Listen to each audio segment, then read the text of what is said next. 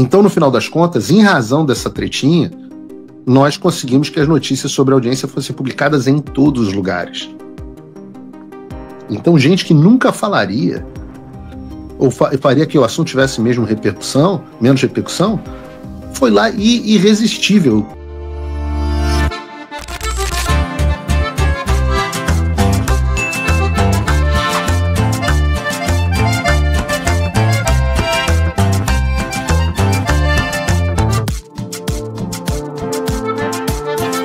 Estou indo agora para Nova York levar a namorada.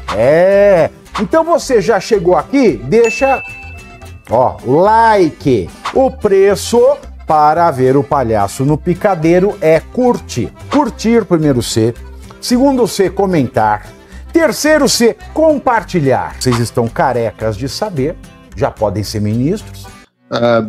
E eu sei que o assunto que a gente vai ter que tratar aqui, e é o assunto que eu quero tratar com profundidade, a grande notícia da carta do presidente da Comissão de Direitos Humanos do Congresso dos Estados Unidos, Chris Smith, ao secretário de Estado Marco Rubio, pedindo sanções ao Alexandre de Moraes, uma carta muito dura, mas a gente vai ter que voltar um pouquinho no tempo, só 72 horas, 48 horas, sobre a audiência que nós tivemos na quarta-feira, que foi o que levou à confecção dessa carta. Vejam, na terça-feira, eu apresentei o meu depoimento, foi terça-feira, né, que eu apresentei o meu depoimento à Comissão de Direitos Humanos Tom Lantos, do Congresso dos Estados Unidos, que é uma das mais prestigiadas comissões da Casa dos Representantes, uma honra e um privilégio, uma pena estar apresentando o Brasil numa situação tão triste, mas naquela oportunidade eu expus, no tempo que me permitiu expor, tudo que eu pude sobre a questão da repressão transnacional do Brasil, ou seja, sobre as inúmeras violações da jurisdição americana e dos direitos constitucionais de cidadãos e residentes permanentes e asilados políticos nos Estados Unidos, e das ações do Alexandre para a perseguição de dissidentes políticos fora da fronteira brasileira. Por isso que se chama de transnacional, ou seja, que vai além da jurisdição da nação, fora do Xandaquistão, como os dissidentes políticos estão sendo perseguidos pelo Alexandre. E aí muita gente confundiu. Fala da Débora, fala do Daniel Silveira, fala do não sei o quê, eu falo do Bolsonaro, eu falo, olha, gente, é repressão transnacional, essas pessoas estão no Brasil. Eu já dei um depoimento no Congresso dos Estados Unidos, listando as perseguições todas, inclusive muitos destes casos, no ano passado, em maio do ano passado, na Comissão de Relações Exteriores. Agora, na Comissão de Direitos Humanos, o assunto era a repressão transnacional. E a gente teve uma cobertura muito grande da imprensa. Vejam, Metrópolis, por exemplo, noticiou como deputado dos Estados Unidos rebate Paulo Figueiredo em audiência no Congresso. Né? O Estadão reportou que Paulo Figueiredo discute com congressista democrata durante a audiência nos Estados Unidos. O Infomoney, entrando na bolha aí da Faria Lima, disse: Paulo Figueiredo discute com congressista democrata durante a audiência nos Estados Unidos. A Veja, uma coluna de fofoca quase, o climão entre o jornalista brasileiro e deputado dos Estados Unidos sobre a ditadura de Moraes. Então vejam que a audiência conseguiu ter uma repercussão grande no Brasil, que era um dos objetivos. Né? Lembrem-se que a audiência na Comissão dos Direitos Humanos, lá atrás, na Comissão das Relações Exteriores, perdão, lá atrás, foi completamente ignorada por boa parte da mídia. Mas mais interessante do que isso, né, foi a forma que nós conseguimos essa cobertura, que é a ideia de você dar um tempero. Jornalista gosta de tempero. Eu estava conversando com um advogado, outro dia o público me mandou uma nota perguntando: poxa, Paulo, você pode dar uma opinião, né, para essa nota aqui? Aí eu revisei, aí eu olhei a nota e falei: essa nota sem graça pra cacete, ninguém vai publicar essa porra. Ninguém vai publicar, jornal não quer publicar isso. Cadê o tempero? O canal, não quero ser muito duro, chamar o Alexandre pra briga. Eu falei assim: não vai ser publicado. Você vai ser ignorado. Porque a gente precisa da pimenta. E a pimenta foi aquela pequena treta que eu tive com o deputado McGovern.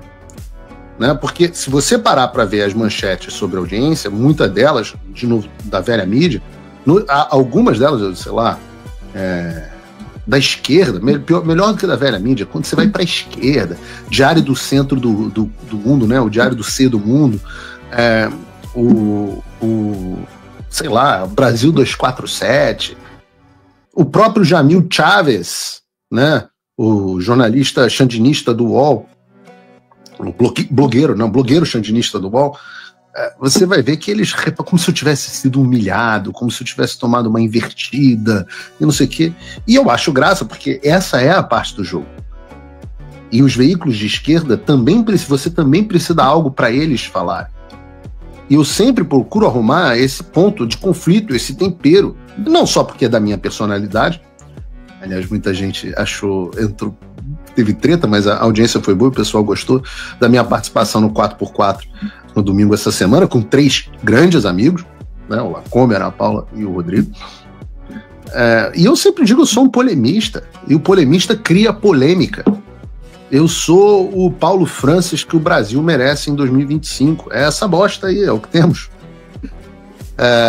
E eu sei que, embora as pessoas, muita gente se sinta desconfortável com a treta, mas as redações da velha mídia, da mídia de esquerda, amam. E quando eu faço isso, os veículos de esquerda é irresistível a armadilha na qual eles caem. Que eles podem noticiar até como treta, humilhação, etc. Mas o que isso faz? Isso faz com que o fato seja noticiado. Então, no final das contas, em razão dessa tretinha, nós conseguimos que as notícias sobre a audiência fossem publicadas em todos os lugares. Então, gente que nunca falaria, ou faria que o assunto tivesse menos repercussão, foi lá e irresistível o honeypot, né, o pote de mel. E a audiência foi muito maior do que eu jamais teria condição de fazer sozinho. E eu confesso a vocês, eu amo a discussão, eu amo o debate. Né? Ali naquele momento, vocês podem ver que o deputado McGovern corta o meu microfone. E eu queria uma discussão maior com ele, né, sobre essa história dele não se sentir seguro para ser político nos Estados Unidos, porque é absolutamente absurda a comparação com o Brasil. Vejam, eu queria ter tempo para explicar que o caso que ele citou não tinha nada a ver com o que ele estava dizendo. Teria sido muito legal. Mas quem dava a palavra ali era ele. Então não aconteceu. Eu explico o caso especificamente. Ele compara um senador americano que foi, de fato, algemado e jogado no chão porque ficou igual uma bicha histérica num evento da secretária de Segurança Nacional, Kristi Noem. Ninguém sabia que ele era um senador, ele não se identificou, e aí as pessoas viram uma pessoa histérica num evento com uma autoridade pública, algemaram, prenderam e escoltaram ele para fora. Quando ele se identifica e as pessoas veem que ele é um senador, ele é solto imediatamente. Então nós estamos falando de alguém que não é que foi um preso porque é político. Não, ele foi preso porque ninguém sabia que era político. O fato é que não há jornalista e não há político preso no governo Trump. E o deputado McGovern sabe disso. Sabe. E das duas, uma, ou ele não tem o senso das proporções,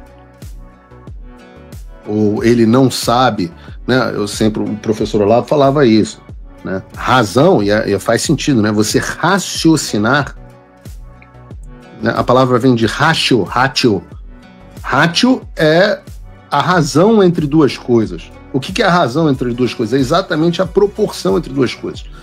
Por isso que quando você perde o senso das proporções, é que você perdeu a capacidade de raciocinar. Você não tem mais capacidade de raciocinar. Ou seja, você é burro. Eu não creio que seja o caso do deputado McGovern. Não acho que ele seja burro, acho ele até bastante sharp, né? Bastante afiado.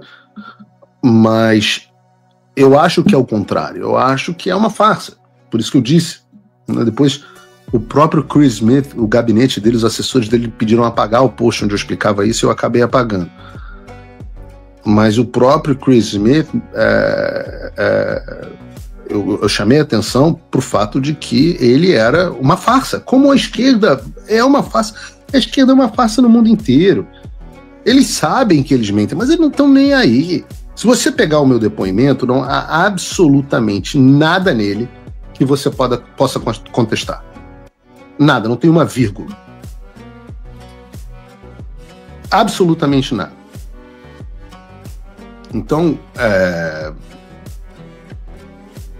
agora, muita gente pensa que eu caí numa armadilha da esquerda, etc. Fiquem tranquilos, gente. A gente já sabia que o Chris Smith não estaria lá. Ele me avisou antecipadamente que não participaria por uma questão de saúde da esposa dele, que passa por um momento há um tempo difícil. E ele me perguntou, olha, vai ter essa audiência, você seria uma ótima testemunha sobre o Brasil, mas todas as outras testemunhas são do McGovern e eu não vou estar nessa audiência. Você topa participar mesmo assim? Sabendo que o McGovern não gosta de você.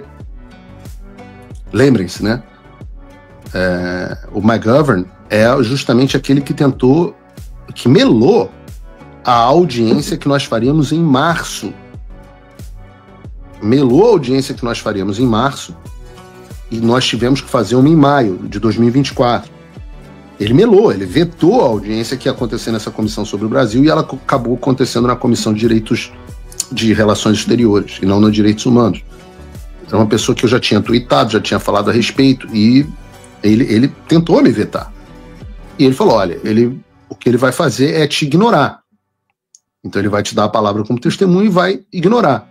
E perguntou se eu me incomodaria em estar em ambiente hostil com 5 testemunhas de esquerda, o único deputado presidindo a sessão de esquerda e eu sozinho lá na minha posição. Eu falei, pô, eu não tenho medo do careca do Brasil, eu vou ter medo do semi-careca dos Estados Unidos? Imagina, é assim, é na treta que a gente gosta, é assim que é bom.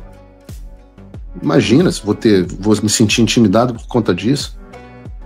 E eu sabia que eu tive que conduzir, em vários momentos, não sei se aparecia nas câmeras, eu pedia a palavra e a palavra não me era dada, em outros eu pedia e consegui falar, e foi assim que a gente conseguiu gerar essa treta. E o objetivo final era claro, repercussão, testemunho, que na audiência, saibam, eu tive que reduzir, mas está disponível na íntegra nos registros do Congresso, com 18 páginas e 40 referências. E, é claro, o último passo, o pedido de urgência de sanções. Obrigada por assistir o vídeo até o final.